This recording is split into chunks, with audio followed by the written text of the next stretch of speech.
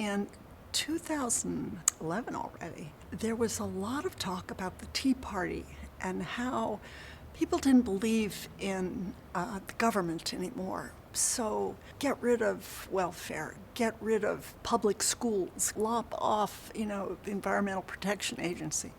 And I don't know any member of the Tea Party. And I didn't know neighbors who knew them. I felt in a bubble.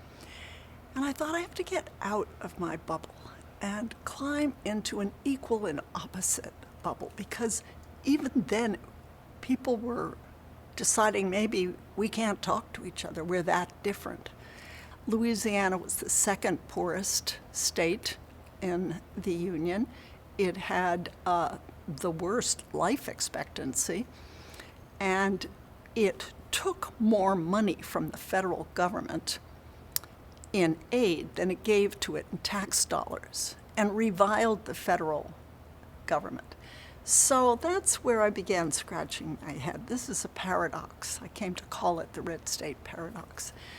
And so that set me off on my 5-year journey into the world of the right wing.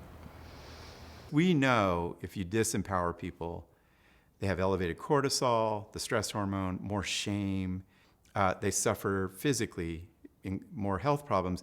When diseases hit you, if you feel like you have less power, if I'm a 7 on a 10-point scale and my neighbor's an 8, I die earlier from the disease.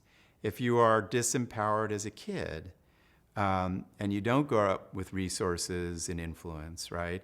You're more likely to have childhood diabetes, you're more likely to have asthma, you're more likely to have fragile bone syndrome. That's what powerlessness does, is it deprives you of contributing, of being healthy, right? And to me, it's a fundamental engine of polarization.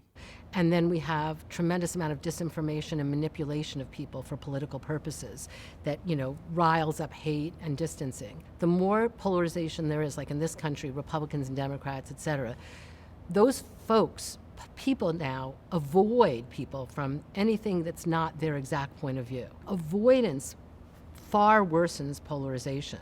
One way it does it is avoidance of people from different groups or different viewpoints than your own is related to extreme loneliness. And right now we have a 51% rate of severe loneliness in the United States among young people, people in their teens and 20s. We have about 40% across the whole population. And that's like never been seen in American history before, at least since it's been measured by sociologists. And when people are lonely, they become much more extreme. So the whole cycle is terrible. So what can empathy do for this cycle? Well, the first thing is you have to have a reason that you have to be with other people from a different point of view. So we have to have a shared project or responsibility. So let me give you an example.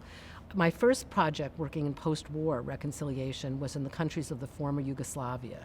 We did this project in 2003 because from 1991 to 2001, in those countries, Serbian, Croatian, and Bosnian people were involved in wars of ethnic cleansing, where people who had been next-door neighbors, basically at night, their families were involved in slaughtering each other's families. It's horrible. And then when the war ended in 2001, they were supposed to live together again. They were literally living in communities where that group may have killed relatives of theirs. So how do you reconcile? How do you live together? So we studied transcripts from interviews of essentially thousands of people. And in most of the transcripts, we could not really find genuine reconciliation. And we found kindness at times, but not trust. No one wanted to really know what someone else was doing during the war. No one wanted to know what anyone else went through in the war. But then we found this group, and this group was quite prominent. And it was a group of mothers who lost sons during the war, and their sons' bodies were missing. And they had to cooperate to form an organization to find each other's sons' bodies because they had to cross ethnic borders. And so this group of women formed a union to find each other's sons' bodies, give them proper burials, and build memorials. And in that group, the two biggest leaders had to constantly work together. And they were from different groups. In the beginning, they wrote about how much they hated each other and feared each other. But then, because they were constantly having to do things together, they had to learn how the other person thinks. So they would be curious about what the other person thought. And then that led them to want to know a little more about what the other person had gone through during the war. And this is the key power of empathic curiosity. Even if what the other person went through involved opponents and the wrong side from the listener's point of view, the story itself, the narrative, evoked emotional empathy as well as cognitive empathy. And they developed trust, and that persisted. And the whole group became a basis of trust that carried into their communities. What I did was listen a lot, take my alarm system off, and really give myself the privilege of being deeply curious about people I knew I had very strong disagreements with. And that was liberating.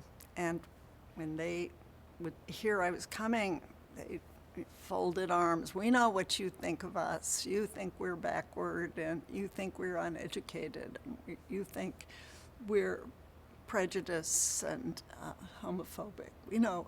And I'll say, look, actually, I'm here for you to learn from you. So I got to the deep story in a different way. I listened and listened in this way, in this spirit. And then I looked at what I was learning, what it correlated to it pictorially. And I made up that story. And then I went to the people afterwards and said, well, now, does this match what you really feel? The content of the deep story is this. You are waiting in a long line, at the end of which is the American dream. And you've waited a long time. Your feet are tired. One guy said, I haven't had a raise in 20 years. But as you imagine yourself, you're a good person. You hold no hate in your heart. But you are fixed on this dream. You're looking at the people who are ahead of you. You don't notice that there's 10 miles behind you. You're a white male in the Deep South. And you notice then that someone is cutting ahead of you in line. Who would that be? Well, that would be a woman who, through affirmative action, now have access to jobs that used to be reserved for men, and an African American who, through affirmative action, now has access to jobs that used to be tacitly or not so tacitly reserved for whites. And then he sees immigrants, and he sees refugees, and he sees well-paid public servants. And he thinks, what are they doing? They're crowding me, they're pushing me back. And in another moment, he sees Barack Obama and waving to the line cutters. Oh. So he's just doing for them and not for me. And he feels displaced. He feels entitled to being angry at this. And then a man who's ahead of him in line and perhaps better educated and placed in society says, you cracker, you poorly educated, ignorant, racist, homophobic, sexist, redneck. That, to be called that, to be that insulted. And then he thinks, no, this isn't my show. It's not fair. So that's the deep story. And I went back to the people I'd been interviewing, and they said, yeah, that's our story. Or they said, no, you forgot it, that the people waiting in line are the taxpayers, and the people cutting in line are not the taxpayers. So they corrected the deep story. One woman told me, the one thing that's missing from your deep story is we get out of line, we secede. So she's talking about a separation of right from left. we can't talk about it, no empathy bridge, we're just quitting because you set up the rules that fit you and hurt me, and we're not participating. When you think about how power is distributed in a family or a classroom or a workplace or a nation state, is it zero sum? Is it that my power necessarily means less power for other people? And I think that to answer that question, we've really approached it in terms of two strategies for power. A more coercive strategy, Machiavelli, right? Weaken other people so you can rise in power. That's zero sum. And indeed, we find that people who endorse that strategy of power, they tend to see it as zero sum. They tend to think, whoa, if I'm a man and women get more power, I'll lose, right? And that's their conception of power. And then there's a more collaborative model of power, which has actually risen in its prevalence the past 50 years of like, we collaborate, I share resources, I give you expertise in a reciprocal way, and we strengthen both.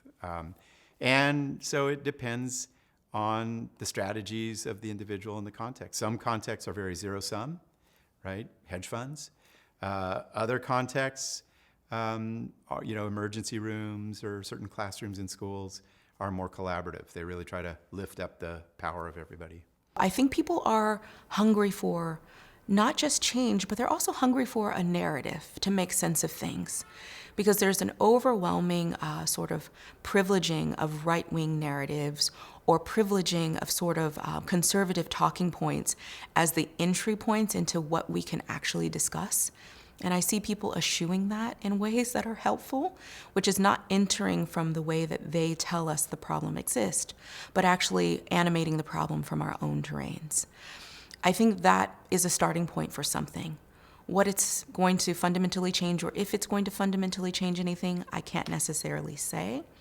But I can say that it's very exciting that you can open up a Twitter feed, although I don't know if it's called Twitter anymore. It might be called X. And in opening up your news feeds online and however you see them, seeing global uprising of people saying no more, that our lives have been pushed to the fringes as much as we can manage.